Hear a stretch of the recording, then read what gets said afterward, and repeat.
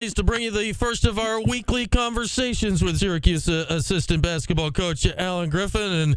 And Griff, tough one last night. We'll get into it. A late night for you guys. I imagine you got to be a dragging a little bit today. What's it like bouncing back from one of those late night games and getting back to it to here the next Just day? the season, man. You know, it's one of those things where you're in the middle of the grind, and this is as expected. So you got to bounce back quick. You know, it was a short night's sleep. But you know, I got some rest on the plane, and then got home around like 3:30ish. My allergies were so bad, and on the plane, I thought I had COVID. I took a COVID test at 3-4 o'clock in the morning, but obviously it came back negative. So got back up, got to work here, and on to BC. Nah, man, we got to talk to some people. They got to change the air filters on the plane for you guys. That's ridiculous, is what it is. Yeah, definitely. All right, so, we'll get into last night's game, Griff, and obviously a huge win over Pittsburgh this last Saturday that I think is going to stand up as a good one come later this season. But, this is our first chat this year, and obviously it's a whole new world this year, even though it's a lot of the same people around. What's this year been like? You and Red and Jerry are all still there, but what's this season been like trying to, figure out the new way you guys are doing things this year? It's been fun.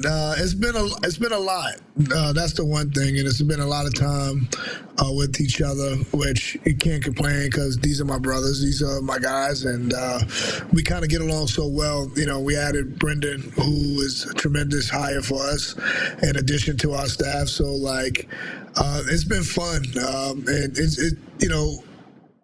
we worked so hard this summer to getting this team to where it is right now, and it is good to see some of the hard work paying off, and with obviously room to grow. And if I wouldn't mean that if I didn't see it every day, and I think our guys are doing what they can do, and they know that they can do better.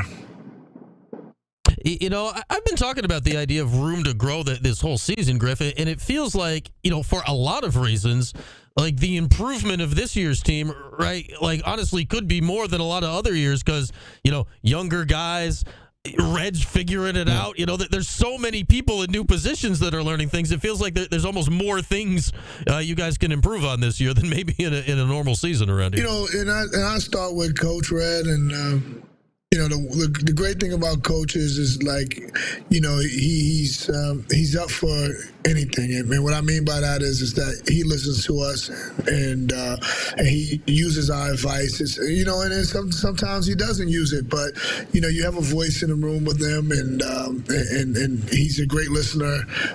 And he wants what's best for the group, and it's been fun working alongside of him, and so he's great, and he's getting better as a coach. You can see it every day. We're around him as more than you guys see, and you can just tell each day he's getting a lot more comfortable being in that seat, and I think it's big things to come. And I'm not just saying that because he's one of my good friends. It's just because I see it every day.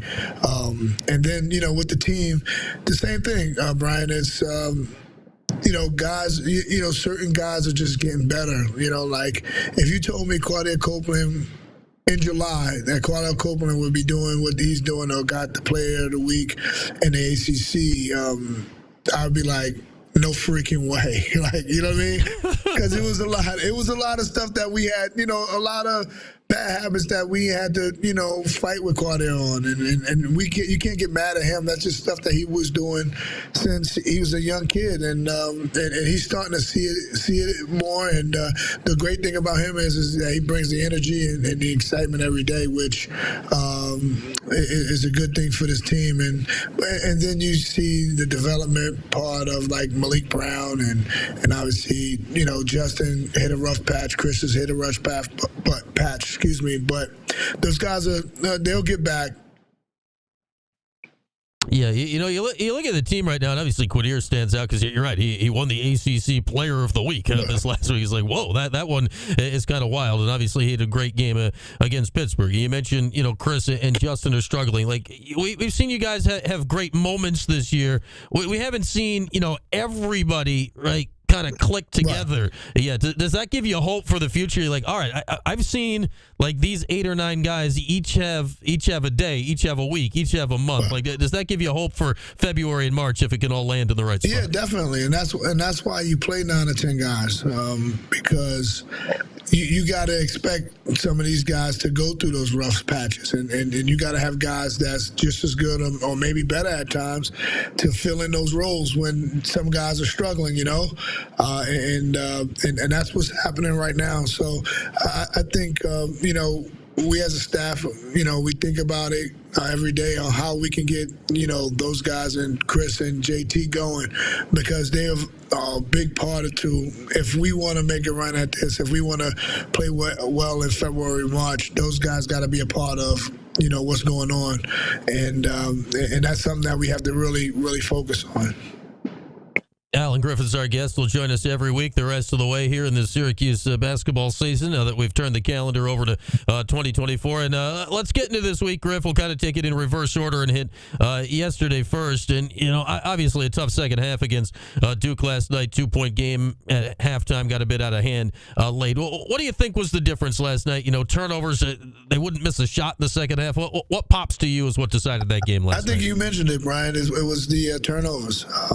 You can't have 17 turnovers and expect to win in Cameron. That's just not the recipe for winning down there, and that's anywhere, not just Cameron, that's just anywhere on the road. You got to be 12 or less to give yourself a fighting chance, especially on the road.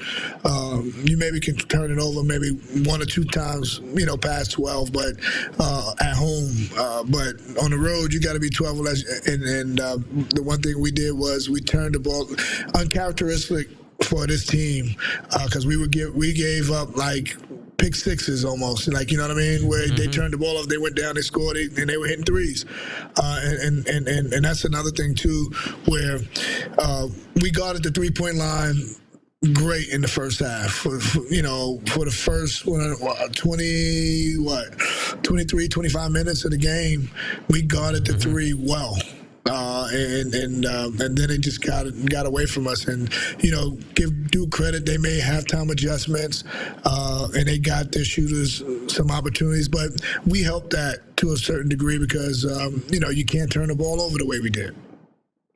How much tougher, too, Griff, are the live ball turnovers? Because, you've had turnovers this season, but I feel a lot of them have been, the ball went out of bounds. At least you can go back and say your defense. Last night, you're right, it was, oh, my goodness, why are all of these turnovers turning into immediate points at the other end? Yeah, again, it just kind of started to snowball. One led to the other, and it kind of just kept going that way. And, it was just, again, when you play in the top 20 team in the country, you can't give them opportunity opportunity to score, without just set defense. And I just think that we just gave them too many opportunities to score in transition, and they capitalized. They can really shoot, and very underrated passing team. Very, very underrated passing team.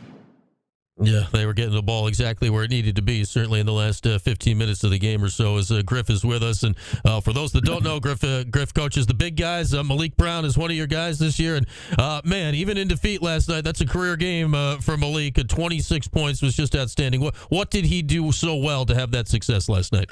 Yeah, to Malik's credit, he was a warrior, but he made himself available in terms of when he went to go set ball screens. He did a great job setting ball screens and getting off the ball screens and getting into a space where he was able to maneuver and do Malik things. And the crazy thing is, he could have had over 30 points in his first 3 shots. Yeah, he missed them at the rim. But Malik is on a great run right now,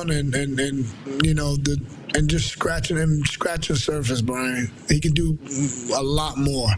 And that's the one thing we preach, and the one thing Coach preached to Malik every day. He gets on him about, you can do more, you can be more, and I want you to do more. And Malik is starting to do that. But the one thing that we've changed over here, Brian, just a little bit is that, we don't try to categorize, these are the big guys, these are the forwards, these are the guards. I think we all trying to have our hand in each guy on our team as much as possible, because it's a village, man. It's a village, and we going by that motto because, again, we doing it together. All right, I like it. It's working out so far this season, and I can't think of a game this year, Griff, that it worked out better than Saturday against Pitt. Like you guys, tough spot to end the first half. A lot of stuff happened there in the last 30 seconds. You find yourself down 10. What did the team show you in the second half on Saturday? Grit. And they carried that grit over to the Duke game. We just didn't sustain it, but we got a gritty team. We got guys that can grind it out, especially when you bring in that second unit. That second unit, I call them the bomb squad. That's my bomb squad. I whisper over to the coaches, and I tell them, I say, hey, listen, the bomb squad's coming in. Let's get ready. 'Cause they just make stuff happen, dude. Like, I don't know how it happened, when it happened. They just does stuff to making it happen, and they did a phenomenal job in the second half of the Pitt game, because the wheels could have fell off. Being down 8 at half. They stayed together. They played together as a team, and we were able to overcome adversity in that game, which helped us grow. I'm stealing the bomb squad, Griff. I like it. I think, if we're calling it that, like, Quadir's the one running around with the match, right? Like, he's the one that might light that fuse, and you never quite know what's going to go off at that point. He's sharing that match with Malik, because both those two guys, they just make things happen. And, Malik with the quickest hands in the country. I'll put his hands up against some NFL guys' hands. It is ridiculous. And, we have fun with those guys. And, we know that we got a long way to go, and we got a lot of games to play. And, not beating Duke at Duke is not the tell-all, be-all for our team. We got, 17 more games, 18 more games, I think. So, maybe, I don't know. I didn't do well in math, so. But let's see. I'm carrying the one here. I was not expecting a pop quiz, Griff. You got 17 left. You played right. 3 ACC. Yeah, 17. So 17 left. Yeah, definitely. So, a lot can happen in 17 games. All right, last thing for you, and it's kind of weird here. You always get the 1 weekend off during the ACC season. It's kind of strange. It feels like to have it this early in the year. What's it like? No game this weekend. The BC game's not till a week from today. How do you handle a weekend without a game kind of this early in the going here in ACC? Practice. We need it. We had a brutal non-conference. And that's another thing is kudos to our guys, because the non-conference games that we've played, the schedule that we played in, the games and the amount of days that we played, we didn't have that much time for practice the way we need to practice with a young team. And, and our guys handled it well, especially with our record being what it was, ending in the non-conference. It's one of those things where this team needs it. We need to get back to, day one, so to speak, and, get back to some fundamental stuff early this week, and then, tap into BC later on, 3-4 days into the game, and which is a very good BC team. So we got to be prepared for them. So, but I think the first part of the week, we'll worry about us and focus on the adjustments that we need to make. All right, Griff, good stuff as always. We'll let you get back to it, and we'll talk again next week, okay? Right. Thanks a lot. Thanks, Brian.